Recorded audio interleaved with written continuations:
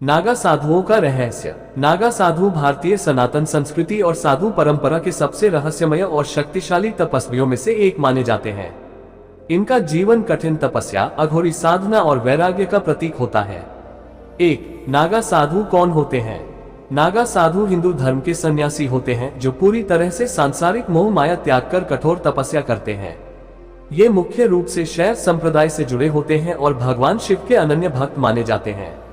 2 नग्न रहने का रहस्य। नागा का अर्थ होता है नग्न। ये साधु वस्त्र नहीं पहनते क्योंकि वे अपने शरीर को भौतिकता से परे मानते हैं और पूरी तरह से प्रकृति में विलीन हो जाते हैं। उनका मानना है कि वस्त्र अहंकार और सांसारिक बंधनों का प्रतीक होते हैं, इसलिए वे इससे मुक्त रहते हैं। 3 दीक्षा प्रक्रिया और कठिन साधना। नागा साधु बनने के लिए व्यक्ति को कठोर प्रक्रिया से गुजरना पड़ता है, जिसमें पहले ब्रह्मचारी जीवन बिताना पड़ता है, फिर 12 वर्षों तक कठिन तपस्या करनी होती है। इसके बाद कुंभ मेले में औपचारिक दीक्षा दी जाती है, जिसमें उनका अंतिम संस्कार प्रतीकात्मक किया जाता है, जिससे वे सांसारिक जीवन का पूरी तरह त्याग कर देते हैं। इसके बाद वे किसी भी वस्त्र, संपत्ति या सांसारिक रिश्तों से मुक्त हो जाते हैं। 4 नागा साधु की शक्तियां। ऐसा माना जाता है कि नागा साधु अपनी कठोर तपस्या के कारण अनेक सिद्धियां प्राप्त कर लेते हैं, जैसे शरीर पर नियंत्रण, अग्नि, सर्दी, गर्मी से अप्रभावित रहना, ध्यान और योग की उच्च अवस्था प्राप्त करना, मंत्र शक्ति और तंत्र विद्या में निपुण होना, भविष्य की घटनाओं का पूर्वानुमान लगाना। 5 अघोरी साधुओं से अंतर। हालांकि नागा साधु और अघोरी साधु दोनों ही वैरागी होते हैं, लेकिन अघोरी साधु शमशान साधना और तंत्र साधना में अधिक लीन रहते हैं, जबकि नागा साधु मुख्य रूप से वैदिक और योग परंपराओं का पालन करते हैं। 6 कुंभ मेले में नागा साधु। हर 12 साल में महाकुंभ और 6 साल में अर्धकुंभ में नागा साधु सार्वजनिक रूप से स्नान करते हैं, जिसे शाही स्नान कहा जाता है। इस दौरान वे सर्वप्रथम गंगा स्नान करके पवित्र जल में अपनी साधना शक्ति को प्रवाहित करते हैं। 7 नागा साधुओं का समाज और अखाड़े। नागा साधु विभिन्न अखाड़ों में संगठित रहते हैं, जैसे जूना अखाड़ा, निरंजनी अखाड़ा, महानिर्वाणी अखाड़ा, अटल अखाड़ा। ये अखाड़े नागा साधुओं की साधना, सुरक्षा और संगठन का कार्य देखते हैं। 8 नागा साधु और आधुनिक समाज। आज भी नागा साधु भारत में धर्म, अध्यात्म और साधना के प्रतीक हैं। वे किसी भी प्रकार की सांसारिक चीजों की परवाह नहीं करते और अपना पूरा जीवन भगवान शिव की भक्ति में लगाते हैं। निष्कर्ष, नागा साधु साधना, तपस्या और वैराग्य का अद्भुत उदाहरण है। वे हमें ये सिखाते हैं कि यदि हम मोह माया से मुक्त होकर आत्मज्ञान की ओर बढ़ें, तो एक उच्च चेतना को प्राप्त कर सकते हैं। नागा साधुओं का रहस्य और गहराई से जानकारी। नागा साधु भारत के संत परंपरा के सबसे रहस्यमय और कठोर तपस्वी होते हैं। वे भौतिक सुख सुविधाओं से दूर रहकर संन्यास का कठोर जीवन अपनाते हैं। उनकी साधना, रहन सहन और सिद्धियों को लेकर आम लोगों के बीच गहरी जिज्ञासा रहती है। आइए विस्तार से जानते हैं इनके जीवन और रहस्यों के बारे में। 1 नागा साधु बनने की कठिन प्रक्रिया। नागा साधु बनना आसान नहीं होता। इसे पाने के लिए व्यक्ति को कठोर नियमों और लंबी साधना से गुजरना पड़ता है। 1 गृहस्थ जीवन का त्याग। नागा साधु बनने के लिए व्यक्ति को पहले अपने घर परिवार, रिश्ते, संपत्ति और भौतिक सुख सुविधाओं का त्याग करना पड़ता है। विवाह और सांसारिक इच्छाओं से पूर्ण रूप से दूर रहना होता है। 2 अखाड़े में प्रवेश। इच्छुक व्यक्ति को किसी अखाड़े में शामिल होना होता है। भारत में नागा साधुओं के 13 प्रमुख अखाड़े हैं, जिनमें सबसे बड़ा जूना अखाड़ा माना जाता है। अखाड़े में प्रवेश के बाद साधक को एक गुरु के मार्गदर्शन में रहना होता है। 3 1-2 वर्षों की कठोर तपस्या। नागा साधु बनने के लिए व्यक्ति को 12 वर्षों तक कठिन तपस्या करनी पड़ती है। इस दौरान उसे योग, ध्यान, मंत्र साधना, हठयोग और ब्रह्मचर्य का पालन करना होता है। उसे कड़ाके की ठंड, भीषण गर्मी और अन्य प्राकृतिक कठिनाइयों को सहन करना पड़ता है। 4 मृत्यु के बाद नया जन्म, दीक्षा संस्कार। जब साधक पूरी तरह तैयार हो जाता है तो उसे कुंभ मेले में विशेष दीक्षा दी जाती है। इस दीक्षा को संन्यास संस्कार कहा जाता है, जिसमें प्रतीकात्मक रूप से उसका श्राद्ध और अंतिम संस्कार किया जाता है। इसके बाद उसे नया नाम और पहचान दी जाती है। इस प्रक्रिया के बाद वह नागा साधु बन जाता है और फिर कभी अपने पुराने जीवन की ओर नहीं लौटता। 2 नागा साधु क्यों रहते हैं नग्न? नागा साधुओं की नग्नता कई गहरे आध्यात्मिक और प्रतीकात्मक अर्थ रखती है। माया का पूर्ण त्याग। वे मानते हैं कि वस्त्र मोह और अहंकार का प्रतीक होते हैं, इसलिए वे इससे मुक्त रहते हैं। प्राकृतिक जीवन, वे प्रकृति के साथ एक रूप होकर जीते हैं, इसलिए किसी प्रकार की कृत्रिम वस्त्र सुविधाओं की आवश्यकता नहीं समझते। आत्मशक्ति का प्रदर्शन, वे कठोर सर्दी और गर्मी में भी बिना वस्त्रों के रहते हैं, जिससे वे अपनी तपस्या और आत्मसंयम को सिद्ध करते हैं।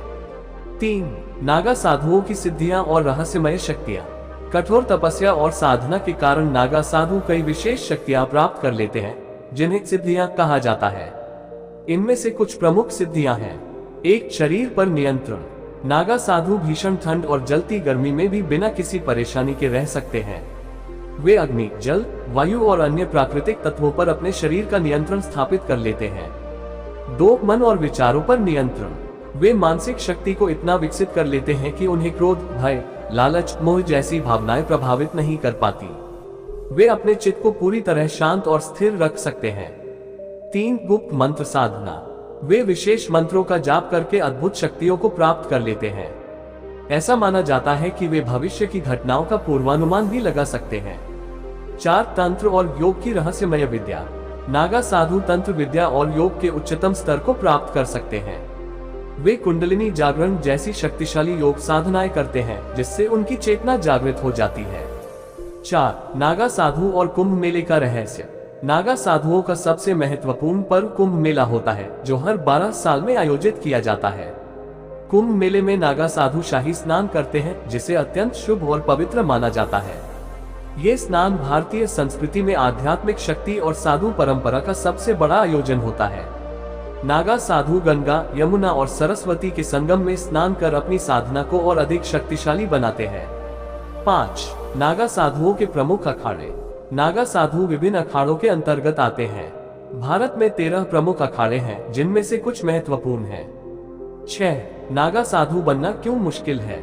नागा साधु बनने की प्रक्रिया बहुत कठिन होती है, क्योंकि 1. संपत्ति और सांसारिक जीवन का पूरी तरह त्याग करना पड़ता है। 2. 12 वर्षों तक ब्रह्मचर्य और कठिन तपस्या करनी होती है। 3. कुंभ मेले में दीक्षा के समय प्रतीकात्मक मृत्यु स्वीकार करनी होती है।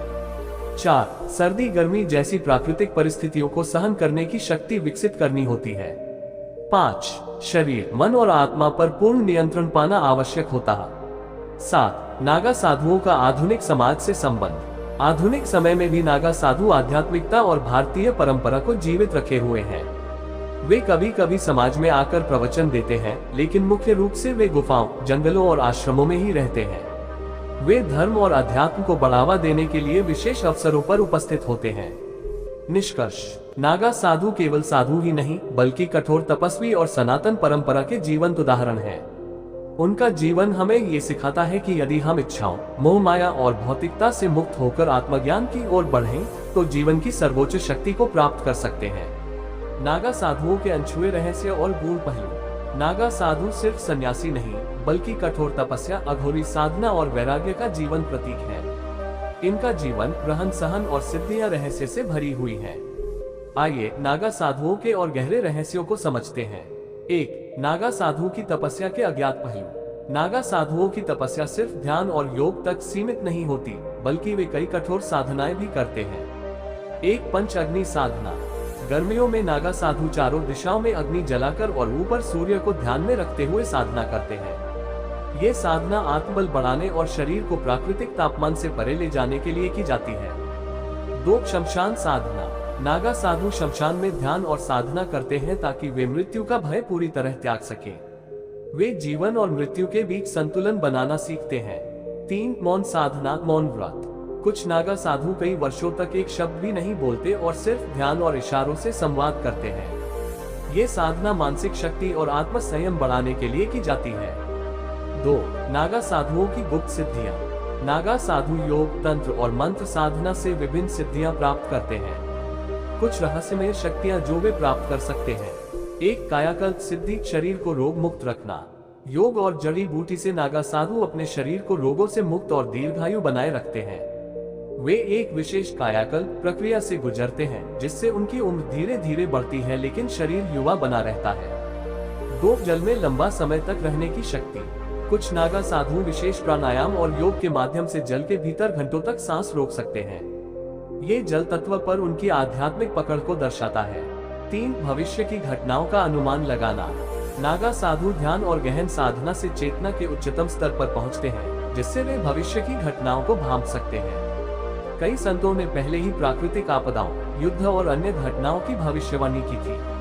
4 मंत्र सिद्धियां। नागा साधु गुप्त मंत्रों के प्रयोग से अदृश्य शक्तियों से संपर्क कर सकते हैं। कुछ साधु विशेष मंत्रों का उच्चारण करके किसी भी स्थान पर सकारात्मक या नकारात्मक ऊर्जा को नियंत्रित कर सकते हैं। 3 नागा साधु और उनके शस्त्र हथियार। नागा साधु सिर्फ ध्यान और योग के लिए नहीं जाने जाते, बल्कि वे अत्यंत शक्तिशाली योद्धा भी होते हैं। 1 नागा साधु और अस्त्र शस्त्र। वे त्रिशूल, तलवार, भाला और गदा जैसे हथियार चलाने में निपुण होते हैं। प्राचीन काल में जब विदेशी आक्रमण होते थे, तब नागा साधु हिंदू धर्म और मठों की रक्षा के लिए युद्ध में भाग लेते थे। 2 सन्यासी विद्रोह और युद्ध कौशल। 18वीं शताब्दी में नागा साधुओं ने अंग्रेजों और मुगलों के खिलाफ विद्रोह किया था। उन्होंने कई लड़ाइयों में सैन्य शक्ति का प्रदर्शन किया और हिंदू धर्म की रक्षा की। 4 नागा साधुओं के अनोखे नियम और परंपराएं। नागा साधु बनने के बाद कुछ विशेष नियमों का पालन करना आवश्यक होता है। 1 किसी पर क्रोध नहीं करना।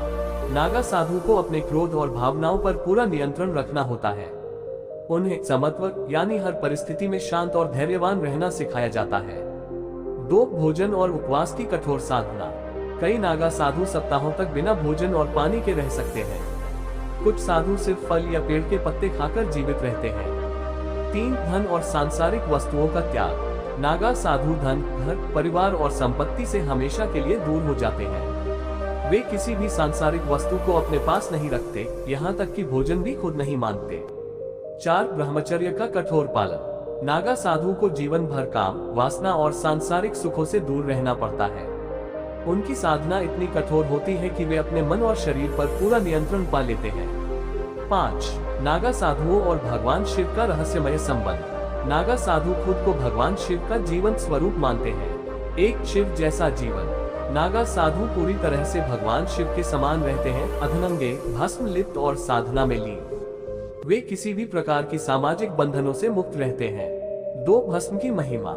नागा साधु अपने शरीर पर शमशान की भस्म लगाते हैं, जिसे मोक्ष और वैराग्य का प्रतीक माना जाता है। भस्म ये दर्शाता है कि शरीर नश्वर है, लेकिन आत्मा अमर है।